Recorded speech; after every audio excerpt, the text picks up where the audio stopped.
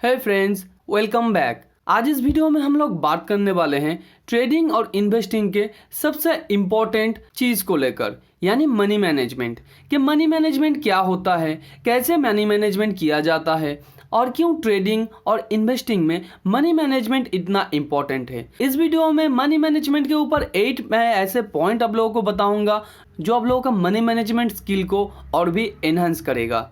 तो वीडियो को स्टार्टिंग से आखिर तक देखिए, क्योंकि वीडियो में बताया गया कोई भी एक पॉइंट अगर छूट जाता है तो फ्यूचर इन्वेस्टिंग और ट्रेडिंग डिसीजन में आप लोगों को बहुत बड़ा नुकसान उठाना पड़ सकता है। तो वीडियो को पूरा देखिएगा। चलिए सीखते हैं एक साथ।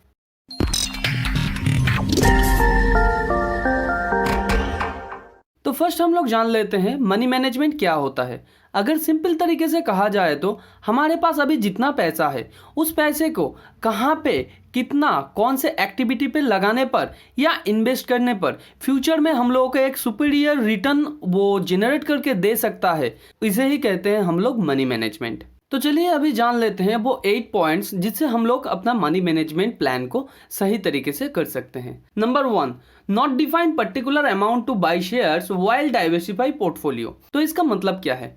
देखिए, अगर मेरे पास अभी 100 रुपीज़ है, मैं अपना बात इसलिए कर रहा हूँ क्योंकि मैंने भी पहले इस तरीके का गलती बहुत बार किया था और जिसका दौरान मुझे बहुत सारा लॉसेस भी झेलना पड़ा था। इसलिए मैं अपना एग्जाम्पल आप लोगों को दे रहा हूँ। मान लीजिए अगर मेरे पास 100 रुपीज़ थे तो मैंने एग्रेसिवली और लालच में एक शेयर को बहुत बड़े अमाउंट से खरीद लिया था, यानी मोर देन 50% मेरे अमाउंट का मैंने एक शेयर को खरीद लिया था। तो जब जब वो शेयर अच्छा परफॉर्म कर रहा था तब तब मुझे प्रॉफिट हुआ, मगर जब वो शेयर मेरे अगेंस्ट में परफॉर्म कर रहा था तब मुझे बहुत बड़ा लॉसेस हुआ था। तो तब मैंने क्या किया, मेरे मनी मैनेजमेंट प्लान को ठीक किया कि मैं पहले से ही डिफाइन करके रखूंगा कि कितना अमाउंट मुझे किस शेयर में इन्वेस्ट करना है।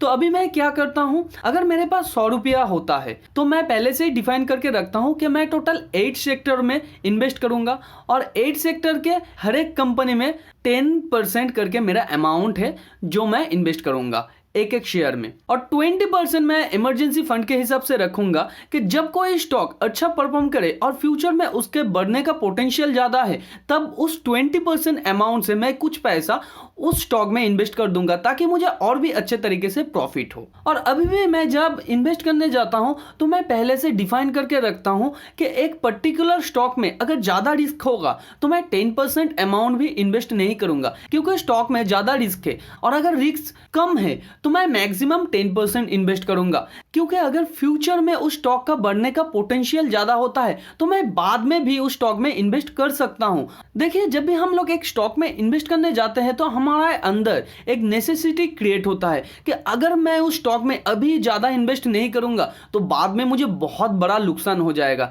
देखिए, अगर उस स्टॉक में अच्छा पोटेंशियल है तो आपको बाद में भी मौका मिलेगा इन्वेस्ट करने का। आपको ऐसा जरूरी नहीं है कि आप अभी आपका मैक्सिमम पोर्शन उसमें इन्वेस्ट कर दे, यानी पहले से ही डिफाइन करके रखना है कितना अमाउंट किस शेयर में इन्वेस्ट करेंगे हम लोग। और उसके बाद अगर हम लोगों को ज़्यादा इन्वेस्ट करना है तो हम लोग इमरजेंसी जो 20% फंड हम लोगों ने अलग करके रखा था उस 20% फंड से हम लोग इन्वेस्ट करेंगे, और 20% का मैक्सिमम पोर्शन इन्वेस्ट नहीं करेंगे। उसमें भी हो सकता है हम लोग 5% करके 4 स्टॉक में इन्वेस्ट करने का फंड अलग करके रखें। Point number 2, not taking limited risk according to fundamental और मार्केट चार्ट पैटर्न। देखिए, हम लोग ज़्यादातर जब इन्वेस्ट करते हैं तो वो किसी से सुनकर, मेरे दोस्त ने वो रिकमेंड किया या कहीं पे टीवी पे उस स्टॉक का नाम आ रहा है या ऑनलाइन में कहीं भी पढ़ लिया है, ऐसे हम लोग एक स्टॉक का रेफरेंस ढूंढते हैं। मगर ये सही तरीका नहीं है एक स्टॉक में इन्वेस्ट करने का। अगर मैं एक स्टॉक में इन्वेस्ट करना चाहता हूं तो पहले मुझे उस स्टॉक के बारे में जानना होता है, यानी वो कंपनी क्या करता है, कितना उसका अर्निंग है, फ्यूचर में उसका अर्निंग पोटेंशियल क्या है, पास्ट में वो कैसा परफॉर्म कर रहा था और अभी स्टॉक का परफॉर्मेंस कैसा है। उसके बाद मैं जानना चाहूँगा कि स्टॉक का अभी चार्ट पैटर्न क्या कह रहा है, यानी स्टॉक अभी साइड वे में है या अप ट्रेंड में है या डाउन ट्रेंड में है।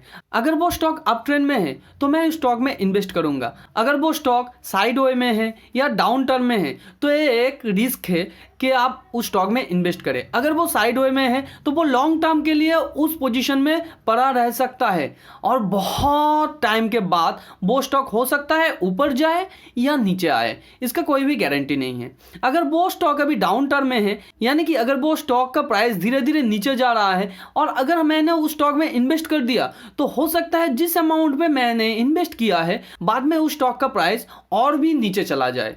तो मुझे एक स्टॉक के बारे में पहले तो उसका फंडामेंटल को समझना है, उसके बाद उसका चार्ट पैटर्न को समझना है और दोनों को मिला के ही मुझे इन्वेस्ट करना है। देखिए, बहुत लोग कहेंगे कि चार्ट पैटर्न ऐसा कुछ बात नहीं है, एक स्टॉक में आप इन्वेस्ट कर सकते हैं उसका फंडामेंटल देख के। देखिए, एक स्टॉक में फंडामेंटल का जितना इंपॉर्टेंस है उतना ही टेक्निकल का भी इंपॉर्टेंस है। देखिए, पहले मैं भी इस बारे में विश्वास नहीं करता था और मुझे बहुत सारा मार्केट में लॉसेस हो गया है और मैं ओनली टेक्निकल पे भरोसा नहीं करता हूँ। अगर एक स्टॉक का टेक्निकल बहुत ही अच्छा है और उसका फंडामेंटल खराब है तो कोई भी रीजन नहीं बनता है कि मैं उस स्टॉक को खरीदूं, क्योंकि स्टॉक का अल्टीमेट फंडामेंटल खराब है।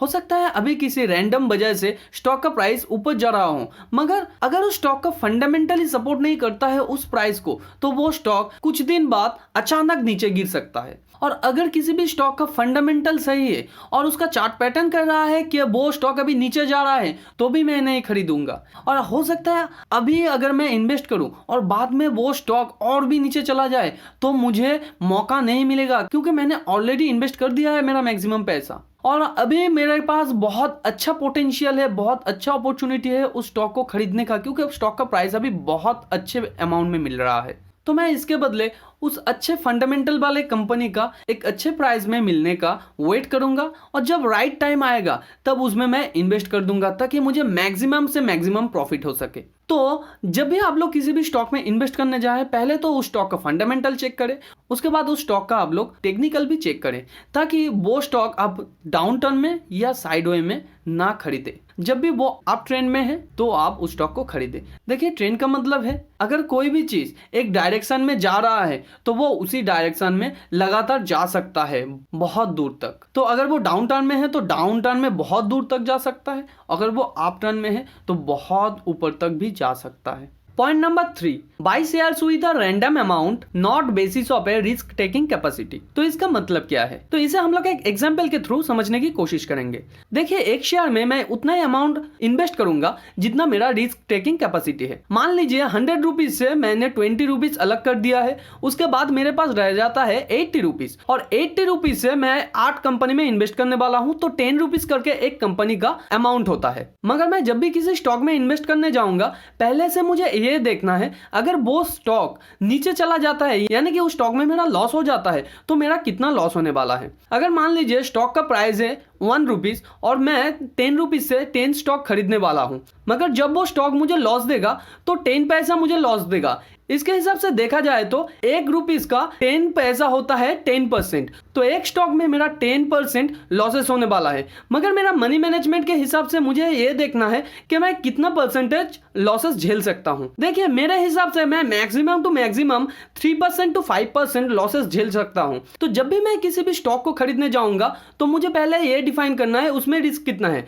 मान लीजिए उस स्टॉक में रिस्क है 10 पैसा, तो इसके हिसाब से मुझे स्टॉक कितना लेना चाहिए 0.50 पैसा यानी risk taking capacity divided by कितना अमाउंट का लॉसेस होने वाला है उस स्टॉक में या उस स्टॉक में मैं कितना लॉसेस झेल सकता हूं यानी डिवाइडेड बाय 0.10 पैसा तो इजिकल टू 5 यानी मुझे उस 10 रुपीज से 5 स्टॉक ही लेना चाहिए। अगर वो स्टॉक फ्यूचर में बढ़ता है और आगे जाने का पोटेंशियल और प्रॉफिट देने का पोटेंशियल रखता है तो मैं बाकी का पैसा भी उसमें इन्वेस्ट कर सकता हूं, मगर इनिशियली मैं उतना इन्वेस्ट नहीं करूंगा क्योंकि मेरा रिस्क टेकिंग कैपेसिटी है जो उसके हिसाब से ही और मनी मैनेजमेंट के हिसाब से ही मुझे इन्वेस्ट करना होगा। और देखिए, मार्केट में एक बात है, अगर आप टिक जाएंगे तो आप फ्यूचर में ट्रेड कर सकते हैं, आप फ्यूचर में इन्वेस्ट कर सकते हैं। तो जब भी आप लोग इन्वेस्ट करें अपने मनी मैनेजमेंट के हिसाब से, अपने रिस्क टेकिंग कैपेसिटी के हिसाब से ही आप इन्वेस्ट करें। उससे ज्यादा अगर करेंगे तो आप बहुत जल्दी मार्केट से बाहर हो जाएंगे। Point number 4, don't have an entry and exit strategy.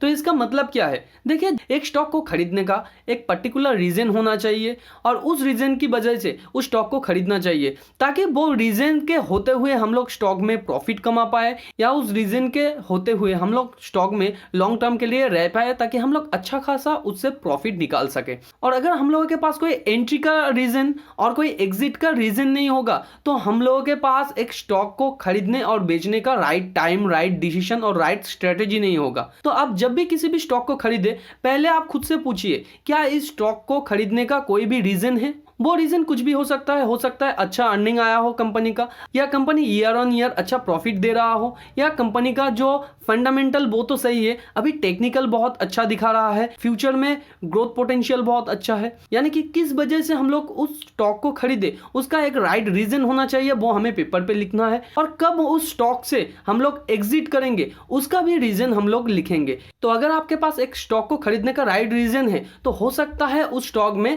एक एक्टिविटी हो, और अगर कोई राइट रीजन नहीं है, तो कोई भी एक्टिविटी होने का चांसेस आप मत रखिए कि फ्यूचर में होगा, शायद करके स्टॉक मार्केट में कोई भी बात नहीं होता है। अगर आपके पास राइट फंडामेंटल है, राइट टेक्निकल है, तो ही आप एक स्टॉक में एंट्री और एग्जिट करें, नहीं तो आप स्टॉक में कोई भी एक्टिविटी ना करें, क्योंकि रैंडमली एक्टिविटी से आपका ही पैसा बर्बाद होगा, आपको ही ब्रोकरेज देना पड़ेगा और आपको ही लॉसेस झेलना पड़ेगा। और आप इसमें पैसा बनाएं या पैसा घटाएं या लॉसेस झेलें, मार्केट को कुछ भी फर्क नहीं पड़ता है। तो एक स्टॉक खरीदने का एक सही रीजन होना चाहिए, एक एंट्री रीजन होना चाहिए और एक एग्जिट रीजन तो जरूर होना चाहिए। दोस्तों, वीडियो के स्टार्टिंग में मैंने बताया था, इस वीडियो में टोटल 8 पॉइंट्स मैं मनी मैनेजमेंट के बारे में आप लोगों को बताऊंगा। क्योंकि वीडियो ऑलरेडी बहुत लंबा हो चुका है, इसलिए मैं आने वाले 4 पॉइंट्स अगले वीडियो में मैं बता रहा हूं। वीडियो का लिंक ऊपर आई बटन, नीचे डिस्क्रिप्शन पे आप लोगों को जरूर मिल जाएगा। यह वीडियो अगर नॉलेजेबल लगा है तो वीडियो को लाइक कीजिए। ऐसे ही नॉलेजेबल वीडियो को